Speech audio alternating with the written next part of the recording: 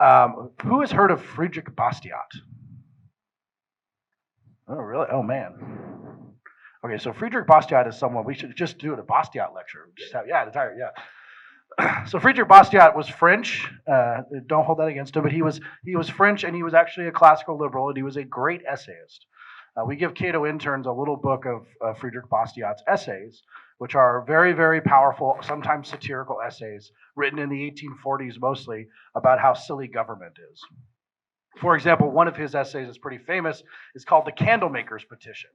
And it imagines that all the candle makers get together and they go petition the government. They say, we need to close off our biggest competitor. He's draining our industries dry, and we might even be supported by that perfidious Britain. And that biggest competitor is the sun. And the joke is they're petitioning the government to block out the sun in order to help the candle making industry, which is what he thought about protectionism. One of his best essays ever is an essay that everyone should read. You should write it down. It's called That Which Is Seen and That Which Is Not Seen, in which he says that the difference between a good economist and a bad economist is the good economist focuses on that which is seen, and a bad economist focuses on that which is not seen. For example, when someone comes in and a kid breaks a window in a shop, and one of the bad economists comes in and he says, this is okay, this helps the economy because now you're going to employ a glassmaker and you're going to help the industry of glassmaking because this kid broke something in a shop. That's what the bad economist says. That's that which is seen. That which is not seen is that the guy who is using resources to make the glass could have been using them somewhere else that we don't even see anymore. So there's things that are lost that are not seen. But I want to talk about one of his essays called Government.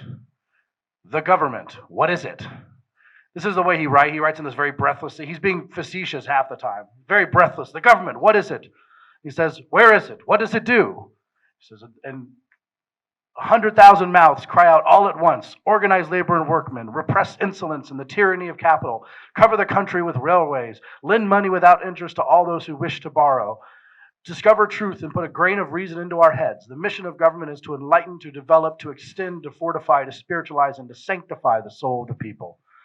He's not being serious here. He comes up with an idea, though. He's like, I need a definition of government. What would be the definition of government if everyone wants all these things from government? And he comes with a very simple idea. Government is the great fiction through which everybody endeavors to live at the expense of everybody else. This is something that is extremely profound. I think I learned this quote when I was about 15, and it continues to come back into my head. And I'm going to just sort of talk about in this lecture all these different ways that this quote continues to come back as our politics becomes what I would describe as more primitive. More of a war of all against all, more of a war of teams against other teams, of groups against other groups, competing for a zero-sum game. Like this. This is like the Greek riots in 2008, 2009.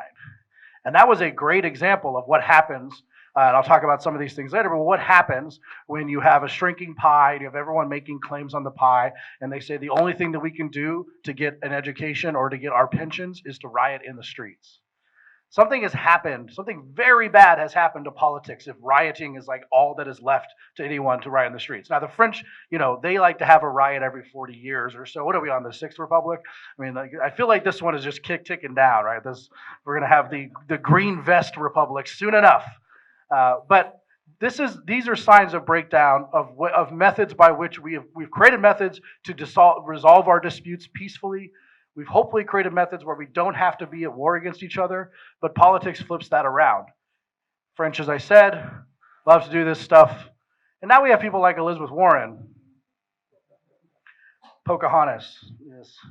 That is one of Trump's more brilliant phrases. Let me just take for a second here. So my dad went to high school with Elizabeth Warren in Oklahoma City. Her name was Elizabeth Herring, and he didn't like her then. He really doesn't like her now. But he said that she always was like student council and everything, running for anything, and always trying to butter everyone up. And the thing about her that really drives me crazy is, so Trump is a liar. He can't tell the time without telling a lie. But she is a liar too, but almost in a worse way, because at least Trump just is out there just saying complete bullshit all the time, and everyone knows that it's just a lie, right? She is saying complete bullshit, but making people believe it. She believes that she can pay for things that no economist, even friends of hers, think is possible. But she's still saying we can raise the budget of the US by $20 trillion and pay for it with a 2% tax on the wealthy. Good luck on that. So she's also a liar. And I do think it's important. This is a small editorial thing. The fact that she lied about Native American ancestry to get a job at Harvard should be a really important indicator of what this woman would do to get power and position. Because that's like a brazen lie. It's insulting to Native Americans, and it's very easy to find out, but no one looked into it. Also, we have Comrade Bernie. Bernie, of course, is a great example of where we're moving in our politics, and we're toward the primitive way. Because, you know, the rule in politics is that if you're not in primitive politics, is that if you're not at the table, you're on the menu. And so Bernie's, you know, he's all about billionaires should not exist. The billionaire class is scared, and they should be scared. This is crazy talk, just from a pure, like, threatening of violence type. Let's be honest. This is what he's doing, right? We never should forget the government at the end of the day is violence. And the man running for office is literally saying, I'm going to use the violent arm of the government to take money from you, and you should be scared. That is not, sorry? Yes, yeah. It's funny what he says about that, because he's worth like $2.5 million, and he's just like, well, just $2.5 million. Like, it's like, so this is inhuman, and I think it's primitive. You ever heard that there's an old quote that democracy is two wolves and a sheep voting on what's for dinner? Yeah, that's basically what we're seeing more and more around the country, around the world. And I think it's a process of some of these things. Now, of course, this asshole, I really would wish this is his presidential photo. It would be great if that was his official portrait, because that says everything about the man.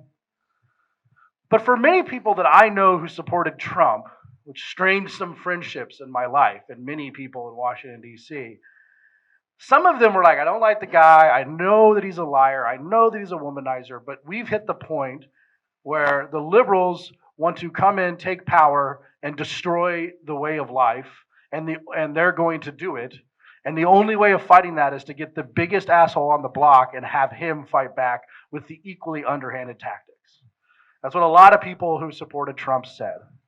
I don't agree with that, but I see their point.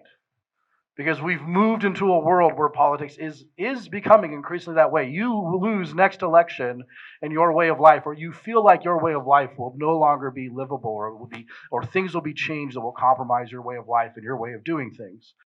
And I think America, it's a little bit overwrought. For example, like, you know, the LGBTQ community in America couldn't stop talking about how Trump wants to destroy the LGBTQ community, of which there's no evidence of that. I think they were just sort of, they were sort of projecting. They're like, well, he must want to do that. Like, he couldn't be friendly toward the community. Like, no, he's never said anything about it. Like, he's really never said anything. They have nothing to fear, but still they're like, Trump is a danger to our existence. I mean, what I understand is happening in the military is that they're going to go through and study how it should be done. Obama did things for giving carrots to the community, right? But so I agree with you to a large extent, but the military is a different thing in terms of going into private life. Yeah. Well, now we're still talking about primitivism now. I mean, it's not a threat. I mean, show me a thing first that is a threat. It's not a threat. Right? A lot of these things that come up with threats are described as essentially because the milieu has changed, because the conversation has changed. Now, I don't disagree that people who are haters, who commit hate crimes, have been emboldened by Trump, right? But Mike Pence, he's a nice guy. He just has his core religious beliefs, right? And I don't think he wants to put anyone in a gulag because they're LGBTQ. I want to put them through re-education camp of some sort. But he doesn't have that power. First of all, the vice president doesn't have any power. It's like the worst job in the world. That's what every vice president has ever said. It's like the worst job on the planet. So just the fact that he's in that role shouldn't scare anyone.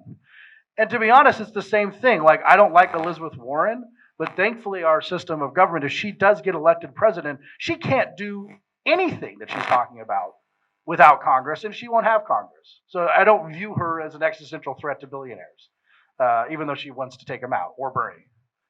But that's what I was saying. So all that stuff, everything that we just talked about, it gets up very primitive.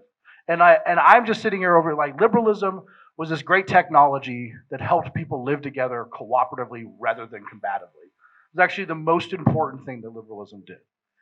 The very basic precepts of liberalism, and I'll get into some of these later, and Deirdre McCloskey, who Radu mentioned, talks about this. The world before was a world of guilds and violence and trying to use control of government to take over people's private lives, whether that's in religion or free speech or economic activity. The idea that we would just sort of stand back and be like, let's not do that anymore was a major innovation. And that's what my first thesis is. It's a technology. Like liberalism is a disposition, but it's essentially a technology to reduce conflict and allow for the pursuit of your individual goals, not collective goals. And almost as a side effect, if you do that and a few other things, you can produce really amazing wealth that is more equally distributed than, say, 1550. And then extractive illiberal governments, which seems to be the way that a lot of democracies go, pushes the society to be more primitive. The more the two wolves and a sheep vote on what's for dinner every 4 years or every election cycle, you have more of this embattled mentality that in order to save my way of life, we have to win the next election. And then the final one seems pretty obvious. The more that government becomes primitive, the more we hate each other. On this first point, liberalism is a technology for peace and mutual cooperation. I'd like to first make sure that everyone in this room understands the great fact. This is what Deirdre calls the great fact, that for most of human history, there was no gains in wealth whatsoever until about 1770, 1750, and then this happened. Think about like various thought processes that would go, let's say you live in 1400. What do you expect the future to be like? Well, let's say you're just an average peasant in 1400. Yeah, you're like, if someone came to you and is like, what do you think is going to happen in 50 years? You're like, toil and suffering. It's pretty, it's like, what do you have on your calendar? Toil and suffering, actually, yeah, for the next 30 years, just toil and suffering. Think about how differently everyone in this room thinks about that. 30 years, I don't know, we might be flying around in cars, right? We might be doing crazy stuff. There'll be industries that we don't even know existed. Think about how crazy that mindset is for most of human history. In 1400, like 50 years, there's like no new industries. It's not like, oh, dang, I have to adjust to a new iPhone. It's like, nope, you got to plow. Maybe they sharpened the plow, and that's your technology gain. Well, let me put it this way. Let's say that you lived as a peasant in Rome in 50 AD, in the Roman Empire, so let's say Bulgaria, Thrace. Let's say you lived as a peasant in Rome, and then I came back in a time machine like Bill and Ted, and I come back there with like rock music, and I grab you, and I'm like, I'm going to drop you in Romania in 1400. Figure it out. Would it actually be that difficult for a peasant, like taken forward 1350 years to figure out what to do in 1400s Romania? No. It'd be like, okay, well, still toil and strife. All right, I'll get to working in the farms, I guess. And so, but now think about 1750 to 1850, or 1850 to 1950. Or this fact. So my great-grandma was born in 1892, and she died in 1999. And I knew her very well. She was very lucid until she was about 104. She was born in Oklahoma Territory, which was Indian territory. She told stories about trading with the Indians and literally went west in a covered wagon. And then in her lifetime, she saw cars, airplanes, electricity, the rise of communism, computing, the fall of communism, World War I, World War II, and went to the moon. And she still had another 30 years to live while we went to the moon, which everything must have been downhill from here. It's like moon, Dora the Explorer. Like, oh my gosh, okay. So, and when she died, communism had fallen, the internet was beginning. I can't think of a single person that would be as different as what happened in her life. And it is actually kind of crazy that the difference between flying a plane with the Wright brothers in 1903 and going to the moon was 66 years. All these points are just to point out, these are the things that you guys take for granted because you were born into this world. And I think a lot of what I'm going to be talking about in this lecture, the primitivism that results from politics, comes from the fact that people take wealth for granted. They just say, well, we will always have this money, like it falls from the sky. Not the processes that helped us create it, and the fact that poverty is the natural condition of mankind. People ask this question all the time, like, why are some people rich and other people poor? Wrong question. Why is anyone rich? That's the right question. Why did this happen? And also, as a side, everyone here on a consumption basis is richer than like Louis XIV. And you ever had this? This is just one more fact. I find this to be fascinating. You ever notice that there's no rich man's iPhone?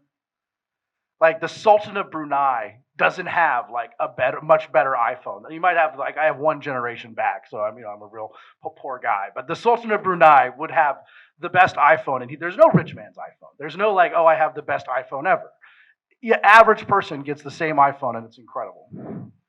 And of course, this fact: since 1980, going back a little bit before this graph, we have raised 1 billion people from poverty. 1 billion. Now, most people never hear this. Actually, I think it's one of the great problems in the world that if you ask people, do you think things were better 30 years ago? Most people say yes. Even here, right? Some people would say yes here, like, oh yeah, communism was pretty great, right? But this is a big problem. Like in America, if you ask Americans, for example, if they think that gun violence has gone up or down, most people think about 52% think it's gone up. When in reality, it's like precipitously dropped since 1980. It's cut by 60% since 1980. But if you don't know that, then you might want to have much more gun control laws or much more crime prevention laws because you think that the world's getting worse. Or like the fact that kids don't go out and play in the United States anymore because everyone thinks the child abductions like happen every minute. And those have been cut by about 90% in the States. Now this fact, again, the people with every indicator essentially, there's a project that CATO runs called humanprogress.org where you can look at the data if you want to see it. Access to clean drinking water, polluted environments, transportation, access to light, access to energy, everything about poverty. This is what's happened in the world. And we know how to get the next billion out.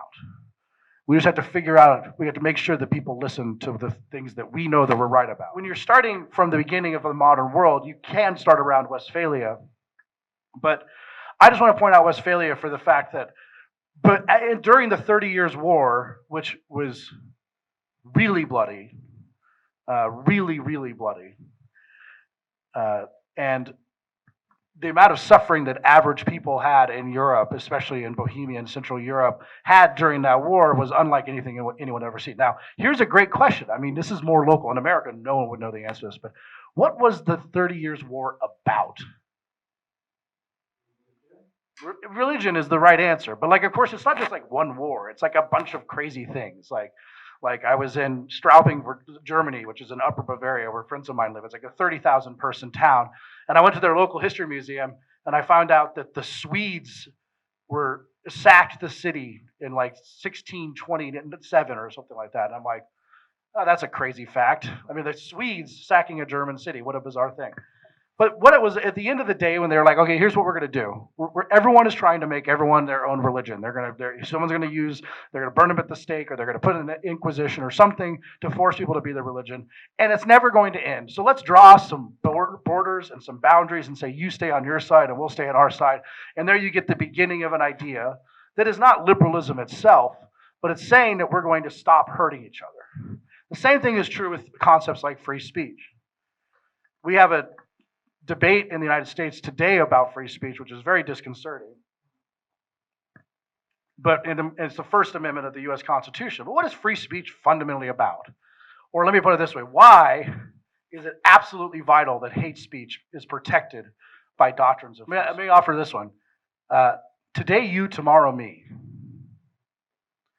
That defining hate speech is almost impossible. And the only thing that the First Amendment or doctrines of free speech or rights to free speech really matter for is for unpopular speech.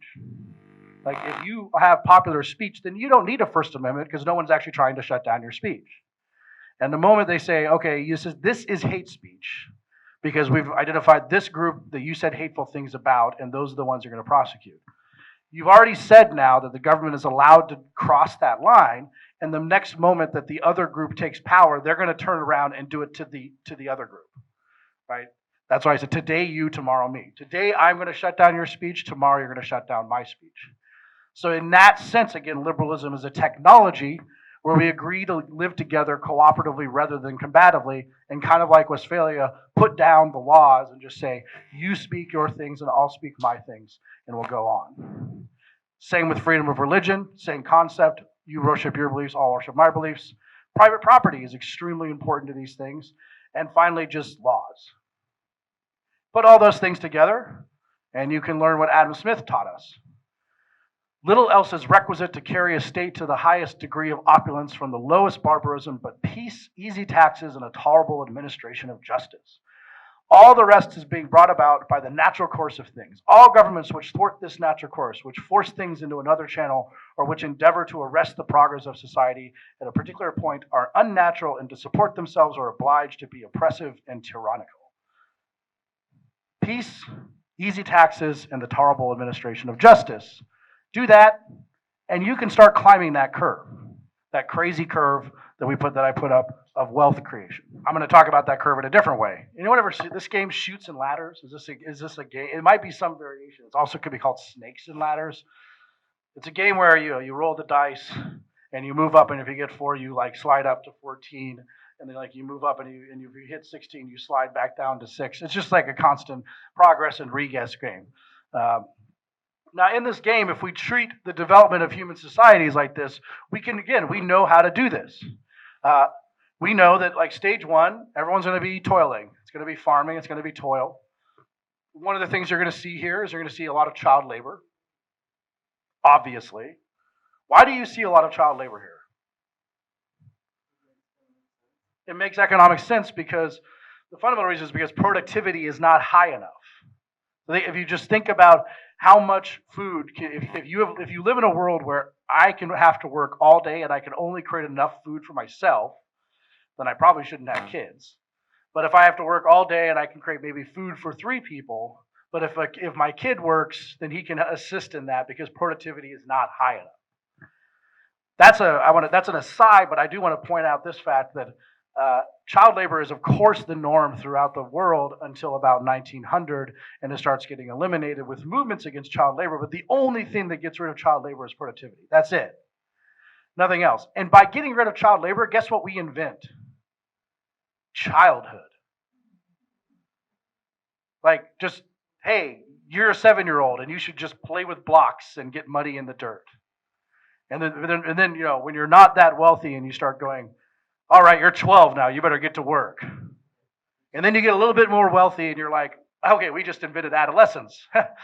All right, now they're going to be teenagers. All right, now you get to go to high school and you get to purchase rock CDs and rock albums, go to concerts, and you don't have to work until you're 18.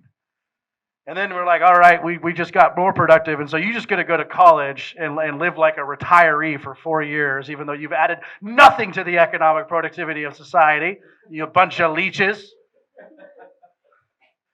And now you have people in America who are like, well, there should be like a government program that lets people just like screw around until they're 30. Just like, because all this is the ramping up of the layabout years based on the productivity growth that people take for granted. And by the way, on that point, child labor laws are incredibly destructive, and you should oppose them all the time. Because wherever child labor disappears, it's not because of the laws. And wherever child labor is necessary, if you go to like Laos and you enforce child labor laws there, all those kids have to work still because they're not high enough up the ladder. So all you've done is push them into the black market, and we know for a fact that when you put child labor laws, say in Laos, child prostitution goes to the roof. Because the productivity gains are what gets rid of child labor, not a law that says, hey, I've produced wealth out of thin air, your children can no longer work. Moving up the ladder, of course, we invent something like a rake or a hoe or a plow, and now you can start feeding more people. And if we have private property, some easy taxes, and administration of justice, you can leap up to like 14 there, start getting some livestock, some plows, some mechanization. Now this person for a day of work can maybe produce enough food for 30 people, sell the surplus on the market, become a merchant, start getting gains from trade. Soon enough, you can be almost industrializing if you give enough incentive to capture the gains from trade. And that's a really good point. What is the only reason, what is vital for let's say you're, kind of in between here and here, and you're kind of right on the cusp of inventing mechanization to make even more productivity. What is absolutely vital in this thing? Well, obviously you need private property rights if you're afraid that the government's going to come in and take your gains. But here's the thing that is really vital. The most hated thing around, profit. Profit is absolutely necessary, because this person has to be like, man, I'm going to figure out a better way of producing wool textiles, and I'm going to be able to capture for myself the gains from the productivity there. But if you said, well, we're going to take all of your profits, would they even want to go through the heartache and difficulty of starting a business? Anyone here ever try to start a business? It's crazy. It's really difficult. And the war on profit is the war on even the desire to start a business and put yourself through things. My brother has started and failed 5 different businesses, and I watch him do it all the time. That's pretty normal, actually. Most entrepreneurs are serial entrepreneurs. They start one and they're like, okay, moving on, do it again. Because they're looking for something that adds to productivity, and profit is the only thing that signals where you should be going. And that's more true and more vitally true in the areas where people say profit shouldn't exist, like medicine. It is absolutely vital that profit exists in medicine, or people don't have an incentive to improve it. Moving up, if you don't have a war and you don't get some communists, you can end up in a nice little place with beautiful flying cars. And of course, other setbacks along the way. It's not inevitable, but it's fairly straightforward. There are just a lot of ways you can screw it up in the process, like extractive illiberal governments, which pushes us to be more primitive. So what do I mean by society being more primitive? Status-based. There's a great essay from the 19th century by a British philosopher of law that's argued that the movement from primitive societies to advanced society is a movement from status to contract. What mattered in your question when I asked, what if you were living in Romania in 1400, you asked, well, who would I be, right? Where would I be in society? That's the status-based society. Would I be just a free person who can make contracts with anyone? Even in a non-status-based society, even Bill Gates calls the waiters sir, right? Or even presidents like George Bush, I bet, calls the waiters sir, because it's not a status-based society, at least in theory. You get your status, of course, by what group you might be involved in. We'll get into what I mean by that. And of course, by your personal relations. That one's super important as the government gets bigger. If you think about how many different agencies there are and how much it matters for you to have personal relationships with those agencies, if they're controlling your agency, that makes sense. Collectively goal-oriented. So you pursue a goal for the group. Think of it this way. Remember the raisin dude, Marvin Horn, from yesterday? That group was the Raisin Administrative Committee, and they worked for the benefit of all raisin growers, which is BS. But he was forced to be in this group and then to pursue the goal of raisin growing and pricing of raisins. As I said the other day, if we played the trading game and you made a trade that did not benefit you, then you're either crazy or we've broken the laws of economics. If you make a trade that benefits you and the other person, that's mutually beneficial trade. If you use politics to take something from someone else or get a policy enacted, and then they lose, that's not mutually beneficial trade to either side. Now think about what that actually means. If you get 50% plus one person of the vote, you might be able to completely destroy and take away what the other group has. And that's primitive. Gifts from the chief. These are things where you go to the president, you go to the leader, and you say, hey, can I get an exception? Can I get a dispensation? Can I get a waiver? For example, like in America, we have the Amish. You guys know what the Amish are, like the weird Pennsylvania Dutch people. They get exemptions from almost every law that gets passed. Like it's written in to the Affordable Care Act, it's written into Medicare, it's written into Medicaid. All these laws that apply to everyone, they get exemptions to all of them. But why do they get these exemptions and not other groups? I'll tell you why. They had a really strong lobbying arm in 1952 when they started this. The Amish are out there, with their horse-drawn carriages right in front of Congress, making sure that this happens. But there are a lot of people who deserve exemptions from those laws for the same reasons, such as their religious beliefs, but they're not as organized as the Amish. So they can't get that exemption. And then supplication and infantilization, which I'll get to in a second. I'll get to it now. So this is an average American soda. The super big gulp came out later. What I mean by supplication and infantilization, but this is a good example of just the general primitivism of politics. So Michael Bloomberg, everyone's favorite nanny state daddy billionaire who apparently is now running for the Democrat nomination because, there just weren't enough of those. He came in and said, we're going to ban big soda. We're going to ban big soda in New York. Now, let me ask you a question. Do you think that he tried to ban caramel chino mocha frappiato swirls from Starbucks or any coffee shop, which definitely has 3 to 5 times the calories of a soda? No, he did not try and ban those. Why?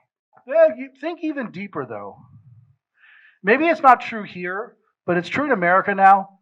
Soda has become class-based, right? So the Starbucks drink, the coffee drink, that is what the lawmakers themselves drink, right? But soda, that's what poor people drink. Especially in DC, where everyone is like so bougie, it's unbelievable. And like everyone's walking around because we're all drinking this thing called LaCroix now, which is like slightly sweet seltzer water. And I see, there's these people walking around and their organs are just like buoys floating on a sea of LaCroix. They drink so much of it. And they're like, you open up a Coke and they're like, oh, soda? Oh my gosh, it's just poison. It's very crazy. But I submit to you that when it comes to banning substances that you put into your own body, the primary driver of what those things are is whether or not the ruling class happens to like or appreciate or tolerate that substance. And I would submit to you similarly that the reason why marijuana became legal where it did is for that reason itself. But let me give you another example, cigarettes. Cigarettes here are different than, although 2016 is when they put the indoor smoking ban. But cigarettes in America are more class-based than soda. And it was in the late 90s whenever the war on smoking started and people started using a bunch of crazy BS studies like secondhand smoke to try and convince something that really wasn't important to begin with. Like, let me put it this way. The libertarian always could say that if you want to have a bar or a restaurant that is either a smoking bar or a non-smoking bar, that's up to you. And you don't need to demonstrate actual medical harm to say that I don't like smoking, and that's good enough, right? If you want your neighbor to turn down his music at 1 a.m, you don't have to demonstrate that it's actually physically hurting your ears, right? You being annoyed is enough. So if someone came in and said a sensible law was you have to either decide to be a smoking bar or a non-smoking bar, that would be the sensible law. But we went for the non-sensible law everywhere, pretty much everywhere. Serbia is pretty good on that stuff, but pretty much everywhere. And why do we go for that law? Well, because smoking, again, became extremely class-based. And as rich people stopped smoking, and it tracks income almost exactly in the United States. If you make over $100,000 a year, the smoking rate is about 7%.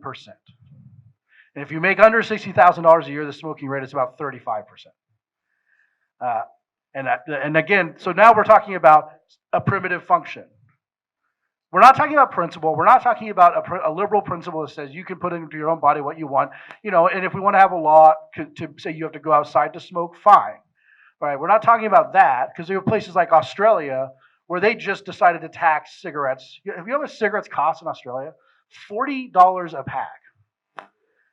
Which is so 40 Australian dollars, which is like 33 American dollars. And is any of this justified by the health effects of smoking? By the way, on the public, does anyone know the numbers? Do smokers use more medical care than non-smokers? No, they don't actually. They use less because they die earlier. And almost all the money you ever consume in healthcare in your entire life, I hope no one gets sick, will be in the last 10 years of your life. And since smokers have about 10 years less on their life, they actually save money to the public fisc. Now, that's not usually what you've heard. My friend in Australia, Tim Andrews, who runs an Australian libertarian organization, they actually created an event where they handed out cigarettes on the street and said, thank you for saving the Australian taxpayer money. Funny thing is that Australia is so crazy about this that they had to consult a lawyer about exactly what they could say when they gave these cigarettes out, because it is illegal to promote smoking in Australia. I gave a speech down there about smoking. At one point I was like, smoking's awesome, you should probably do it. And this guy came to me and was like, you like broke the law. And it's like so bad that when Philip Morris, which produces a lot more than cigarettes, opened up a headquarters in Sydney, they had to petition the government to put the name on the building and to put their phone number in the phone book with their name, Philip Morris. What is the possible reason for this except for pure shaming of one lifestyle choice that the powerful don't like or appreciate? There's no other reason. There's no scientific reason. And that's where we get to the primitivism. If the difference between your particular vice being illegal and not is whether or not you have enough people in the ruling class, then something has gone wrong. This is also true of basically every illegal drug. In America, we banned marijuana because it was marijuana, and los Mexicanos were the ones smoking it. This is literally true. There were a lot of people who knew the drug cannabis. It was in like a lot of lotions and tinctures and things like this. But they made a concerted effort to say in the newspapers to say marijuana.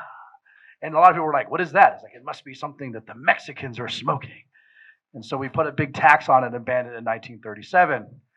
Same is true with cocaine. Pretty much every illicit drug you could associate with some sort of class or race that is disfavored by the powerful. Except for alcohol. Guess what? The powerful like to drink alcohol. That's why that's legal. Cocaine. In America, we had these these stories that came out, the New York Times and the teens, like Negro cocaine menace threatens South, talking about how black men are taking cocaine and, of course, violating white women, because the fear of violating white women controls like much of American politics and history. And then they get the cocaine and they're so high and it makes them so strong that they're like unkillable and they can like throw cars at people. Now you've heard this about other drugs, I bet, right? PCP. It's like or there's other. Here's a good one. What does bath salts make you do? And remember the great bath salt scare of 2011? The story in America, I don't know how international the story went, but so the cops are in Florida. It's always Florida. They're in Florida and they just come across this guy, and there's a naked man on top of a homeless man eating his face. And they're like, and they have to shoot the guy, and so it becomes this big thing. Like, and the joke was always like, oh, like zombie apocalypse starts, right? Because that's always the first story in like Walking Dead, right? It's just like you see the first zombie, and then it's all downhill from there. Like, and so at some point, some cop was like, he was on bath salts, and everyone was like, bath salts make you eat faces, and they run to Congress like, we have to ban bath salts, and then 40 days later, the toxicology comes back, no bath salts, just a little bit of marijuana actually, so. And that's, like I said, true for everything. LSD. Why did LSD get banned? Hippies. The powerful weren't doing the drug, and the hippies and people like Timothy Leary, who was a Harvard professor who promoted the use of LSD, were literally saying, take LSD, it will change your mind, and we can overthrow the establishment. And guess what the establishment said? No. The point being, this is all primitive. This is not principle. This is Babylon B. Enjoying something so they can ban it. So let's go back to the progress of politics. You can go, as you're going up the chutes and ladders, you can really screw up where your progress through a few types of regulations. The biggest ones are labor regulations, to be honest, overall. You've seen this in France, for example. A labor market that is fluid, that allows for mobility will move very quickly towards wealth in a very short order. Like Hong Kong is the great example of this, right? Hong Kong in 1962 was a poor rock. And basically through extremely lax labor regulations and building up, they became massively wealthy within about 40 years. Labor regulations make it very difficult. The ones in France that they keep trying to do, and these are all over Europe, but France is of course the worst, is the making it almost impossible to fire someone. You don't want to know about these kind of laws where if you get a job, there's all these protections for firing someone. Yeah. So why is that bad? You want to why? That's really, really bad overall for workers.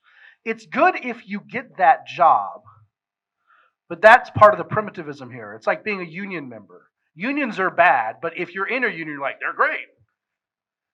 Right? And that again goes back to the fact that now you're just having wars of groups against groups. But why is it bad to make it difficult to fire someone? Yeah, it makes hiring someone very expensive. Like imagine if you hired someone and they end up being really horrible at their job, and they just had 4 months of different protections and procedures before you could be like, get out. Right? So those are the kind of regulations that cause unemployment rates to creep up.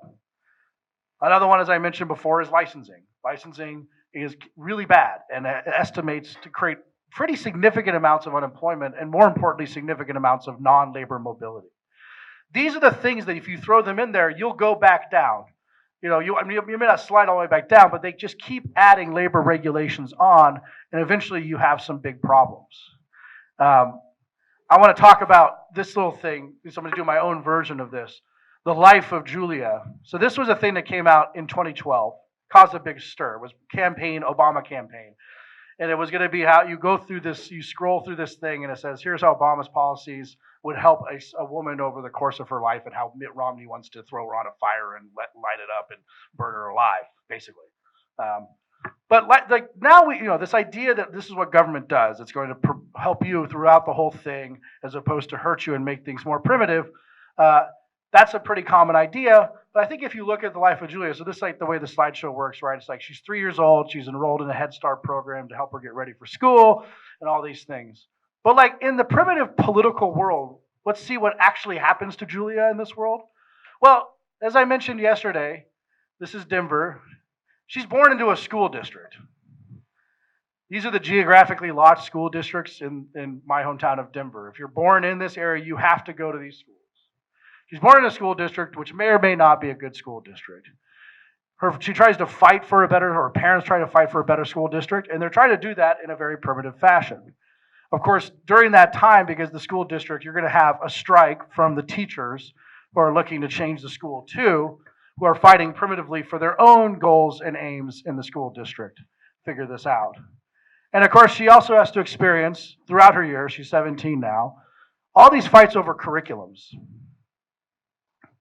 This is one of the most primitive fights that we have in, I think, almost anywhere, because it matters that when you're talking about what you're teaching your children, you're talking about something very important to people.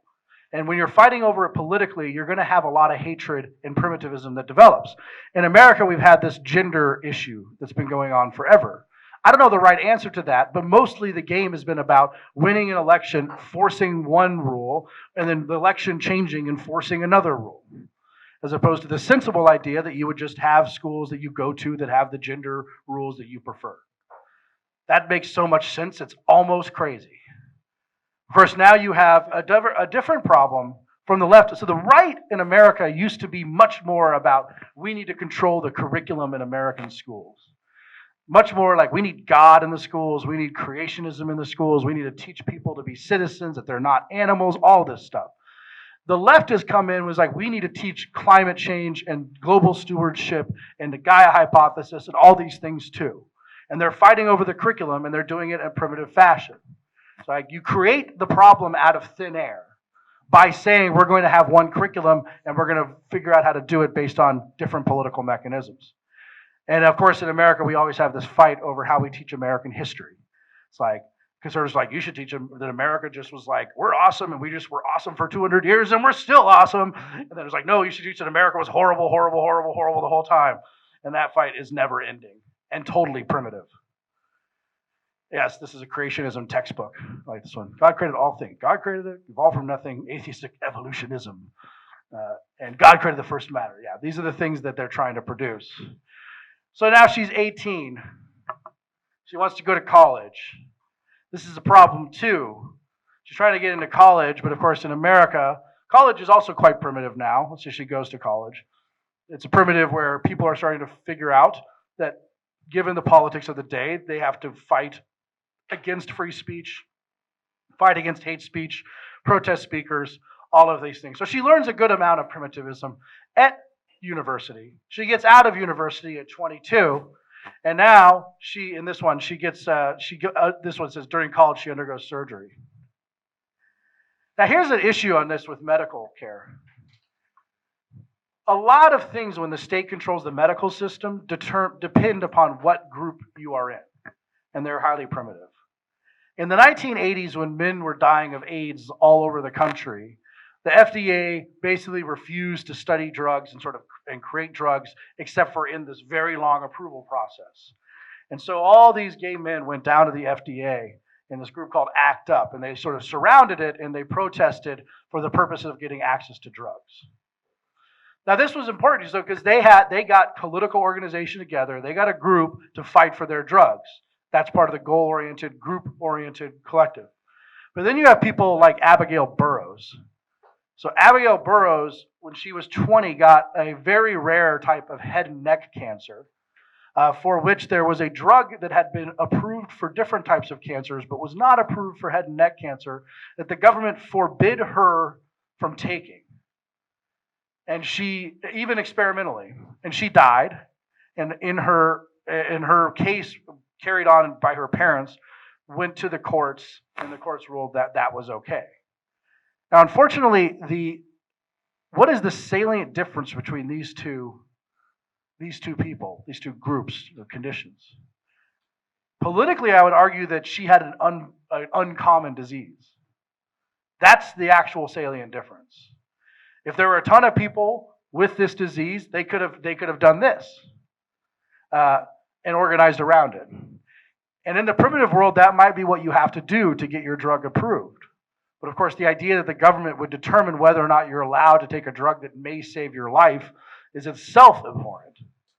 And so hopefully Julia, our character here, wouldn't get a rare form of a disease that she would not be able to politically organize in order to fight for her rights. And of course, in America, she's also going to suffer from the problem that we have a physician shortage that will go on. And it's happening actually everywhere. NHS has like a crazy physician shortage. All right, so Julia is now 25, and now she has to deal with the fact that she has about 30 million quazillion sestillion dollars in student loans. Trust me, I know.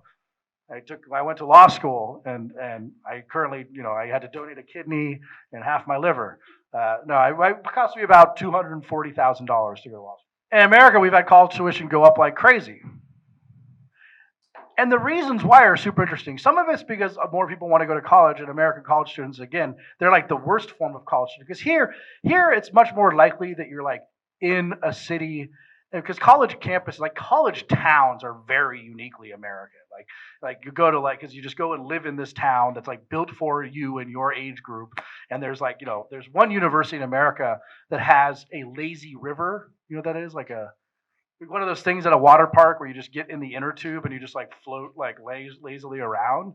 Like they built a lazy river for their well-to-do college students, and you wonder why college tuition is through the roof, because there's a bunch of lazy rivers and climbing walls, and then about 300 administrators who are all doing the primitive thing, namely they're under administrator for like gender, sexuality, and inclusion, and there's like 6 of those people. That's why college is so expensive in America, more or less. And of course, now she's trying to find a job, but she has to work with the occupational licensing issue. In the primitive politics world, she's been forced out of many jobs, and now she just graduated college with a English degree, and holy crap, she didn't have any job skills. What an amazing fact. So then she's like, well, I'm going to go get a job, Mom and Dad. What are you going to do? Well, I'm going to go to a trade school. I'm going to go learn to be an accountant, get a master's in accounting. So I'll add another $50,000 to just put it on the card. It's fine. I will be paying it off till I'm 70 years old. And I'm going to accounting school because I'm going to have to go take this licensing exam that itself costs $15,000 to take, and is extremely difficult, more difficult than the legal licensing exam, just to get that job and to get your foot in the door. So hopefully she gets in that job. And guess what happens after she gets that job? She becomes part of the primitive world of that job and defending that job's protectionism. You follow? Because like after you have the job, like I did the legal exam, I got the licensing degree. If someone came in and said we're going to take that away, I was like, no, you're not. I had to do it. You have to do it. Or more specifically, like in America, we license florists. We license florists, which is amazing because if you are not instructed by the government, you might prick your thumb on a rose thorn.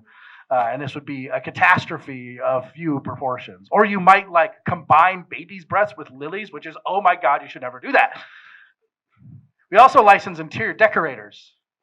I like that one a lot. It's just like, you cannot put that couch there. It is a crime. You are going to jail. I have seen some poorly decorated houses in my life, and I've wanted to put them in jail. Guess who runs the florist licensing board? The florists. Guess who runs the interior decorating licensing board? So let's say that she becomes lucky enough to become a licensed interior decorator in Florida, and now she's going to make sure that every other person is going to have to do the same stuff that she did to get that job. Primitive. All right, so we're going to jump up. She's 65 now. Now she's going to get on Medicare and Medicaid, but they won't exist, assuming the country hasn't burned to the ground by that time, which could be very likely. Now, why might that be the case? Well, here's one of them. This is like everyone's, there's a lot of crises we face in the future. Global warming, I agree, is one. But there are other ones that we just don't talk about. Global warming sucks all the oxygen out of the room. I mean, it kind of gets annoying sometimes. For example, I think that one of the crises that is on par with global warming is the rise of resistant bacteria. Which if you think about how many things that we do in medicine, like knee replacements or open heart surgery, any surgery whatsoever, all of it depends on antibiotics. And the rise of drug-resistant bacteria, like for some estimates, will kill about 50 million people a year within the next 30 years, a year in 30 years. Or this one. So Japan is the real leader on this stuff. So Japan, as of last year, I believe, there is one newborn baby per 100-year-old person, which is a crazy demographic stat, which says everything about wealth growth, actually, because you live longer and you have fewer kids. Now, here's a good question. Do anyone know why wealthier societies have fewer kids? Or let me put it this way. Why is it the case that every demographer knows, everyone talked about overpopulation, every demographer knows that the world population will plateau at about 2055 and then start going down? Why? I mean, all these things are true, but there's one factor that is directly related to the lowering birth rate. Women's education. Women's educational and career opportunities. Because unfortunately, ladies, in 1800, you're kind of just a baby factory. It's not, I mean, there were obviously women's rights problems, but there were also the fact that most work, the highest productivity was required physical strength. So actually, if men were out there doing the physical labor and suddenly women was back at home, but of course there were huge women rights and equality issues. You start educating women and giving them abilities to have jobs and be something more than a baby factory, and guess what? A lot of women don't want to have that many babies. And so you track education rate and birth rate, women's education rate, and they just match almost entirely, or inversely. So what we're going to see here is we're going to see the amount of newborn children, and this is true in Europe, it's true all over Europe, especially for the white population. In America, same thing. If we don't have immigrants, then we're not going to have an increasing population in America. And then you're going to see people living till 95, which can be bad when it comes to entitlements. In America, look at this is a great little graph. The projected costs of our entitlement program will be over 150% of the domestic revenue. Or put it this way, our entitlements, if allowed to go forward, will consume all tax revenue by 2052. Every single dollar of American tax revenue. sometimes this is true because we're really bad at doing things in America, and many European states have better pensions and entitlement systems than we do. We just sort of throw everything on the card because we think we have infinite debt and we can just go forever, and we do things like this. The hardest thing that our politics will have to deal with, and you want to talk about primitivism, it will get bad when they're trying to figure out who is either going to be sucked dry or have their pensions taken away. Because there's only two options here, right? You're either going to have to tax people more, and there's a very big limit to how much you can take out of people in taxation because they're going to start leaving the country or hiding their money, or you're going to have to take away the guarantees that people were told. That's when primitivism kicks in. On those two levels, we have the same thing. I will talk about two signs of more primitive politics. I've kind of got through. The first one is the youth unemployment rate. Youth unemployment rate in Romania is actually pretty good compared to other countries in Europe. In Spain, one time during the crisis, the youth unemployment rate, meaning 19 to 34, hit 54%. Now, I already alluded to this when I talked about making it harder to fire people. Why does the youth unemployment rate get uniquely affected by labor regulations? Let me put it this way. So let's imagine the law that says it takes 4 months to fire someone.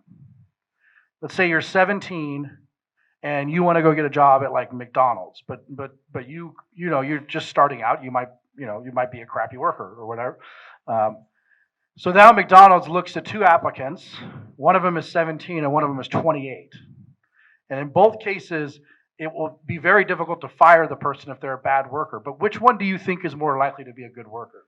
The one is 28.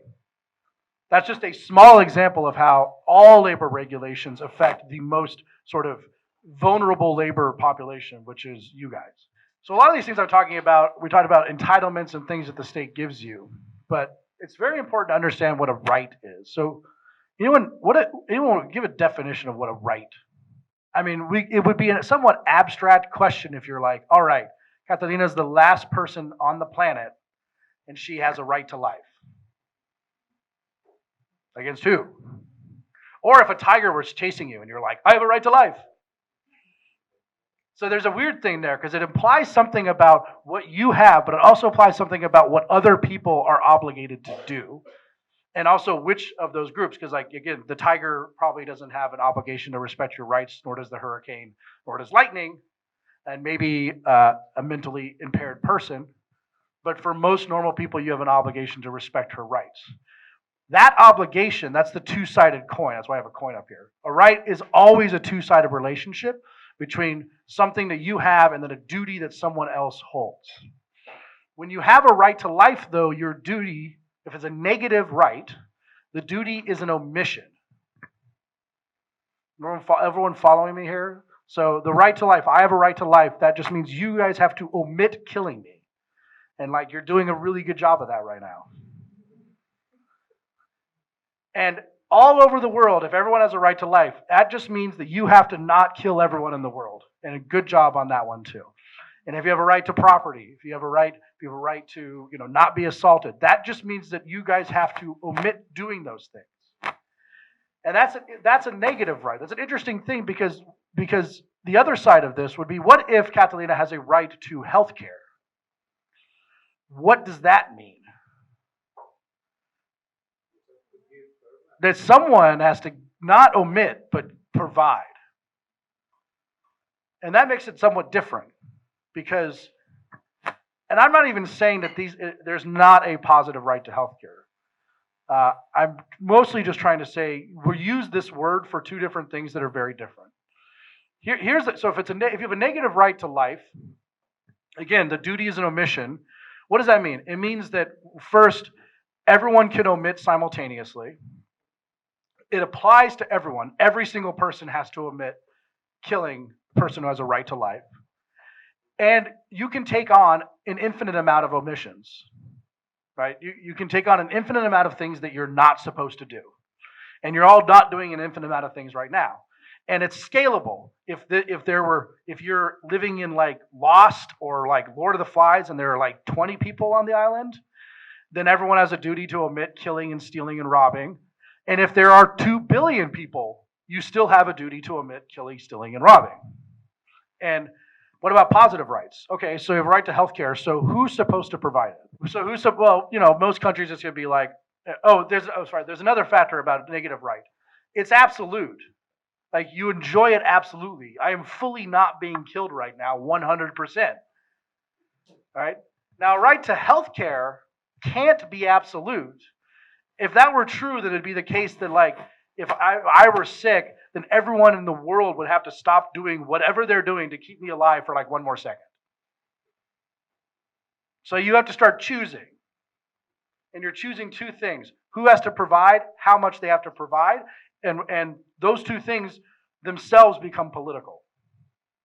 Right? It's no longer universal. It's no longer that if you have a right to health care, then every single person has to supply you with health care. It's just like, no, the top 1% have to supply with health care, which is weird.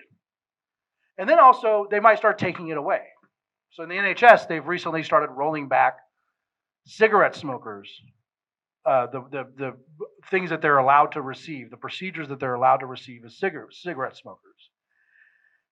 How is this a right to health care if your unpopular, going back to what I said about cigarettes, behavior becomes a politically contingent way by which they simply decide that you no longer enjoy this right that you were told that you had? I would say that this positive right to health care is not a right at all. It's a politically contingent, possible claim on some amount of health care depending on whether or not your group is popular enough and there's enough money in the till. Strange to be a right. And it creates extreme primitivism. I could walk around and I could be like, hey, look, let's imagine that the entire world is let's say there's only one value in the world, ice cream cones. That's it. However many ice cream cones you have, the better you are. The more, the better. Doesn't even have a diminishing marginal utility, right? So now we're like, okay, we need to make everyone really, really well off with ice cream cones. And I'm like, I have an idea. And I start walking around. I just write one free ice cream cone and I give it to everyone. I'm like, look, you now all have one free ice cream cone. And then someone's like, well, where the hell are the ice cream cones? I don't have an ice cream cone because you've given no incentive to produce ice cream cones. And if, in fact, ice cream cones are the only thing that matters, then just giving people vouchers for free ice cream cones and giving no ability to produce ice cream cones or incentive is not just stupid, it is immoral. What is immoral in healthcare is to block the mechanisms by which healthcare becomes cheaper and more available. That is what's immoral. Because I agree, we need more healthcare, we need it all the time, we can consume more as we get wealthier in all these different ways. But if you block the processes by which those things get created, and you just give people free healthcare vouchers that become increasingly valueless, you have created a huge problem and blocked the mechanisms that help people out. And of course, in the ice cream cone world, let's say that there was an ice cream cone producer, right? And they're getting this free ice cream cone, but no one has an incentive to become an ice cream cone maker, so the amount of ice cream cones goes down. In the positive rights thing, like the other problem we have is conflict. So you're a sick person, here are the rich people who have money, and then here's your doctor, who's supposed to supply you with some amount of medical care, but the problem is the doctor also has a right to a vacation. So somewhere in between figuring out whether or not he has to pay in the right to a vacation, you got to figure out how much these people, but maybe not these people, have to give this person to make him serve him. And of course, if you have a second sick person, you're really screwed. Because then you have to figure out how to do this with two people. Back to the ice cream cone example. In other words, if you have 3 ice cream cones and you give 4 ice cream cone vouchers, free ice cream cone vouchers, you end up with this. A type of primitivism about a diminishing product that you are told you have a right to, but is actually completely politically contingent and contingent upon the resources. And finally, this one's sort of obvious, primitive government makes us hate each other. There was another one I should have put up there, which is actually Trump's presidential portrait unveiled, and it's just a dumpster fire. It's getting bad, of course, in America, and it's like statistically bad. Here we have like the classic graph that shows how much in common the average Republican has with the average Democrat. So in 1994, the median Democrat was here, and they've moved over here. So 92% of Republicans are more conservative than the median Democrat. But why? I mean, go back to everything I've been talking about. There are different people in America with very different ways of life. There are different people in Romania. There are different people in every country who have very different theories about the values that they hold, the values they want to pursue in their life, and what they want to do, how they want to educate their kids, how what they want to own a gun and go hunting. All these things that make for a different thing, right? And what we're doing now is we're regulating those values so deeply that there's little choice except to choose what I mentioned at the beginning. The liberals want to destroy our way of life, therefore we have to elect Trump. We have to fight on the primitive level that they're fighting on. And of course, none of this is necessary. None of it's necessary if you have a classical liberal society that pursues Adam Smith's aims, which of course is peace, easy taxes, and a tolerable administration of justice. So that's all I have. This is my podcast, by the way, if anyone wants to check it out, and my email and my Twitter handle, and you can also find me on Facebook. But of course, I have time for, 15 minutes for questions?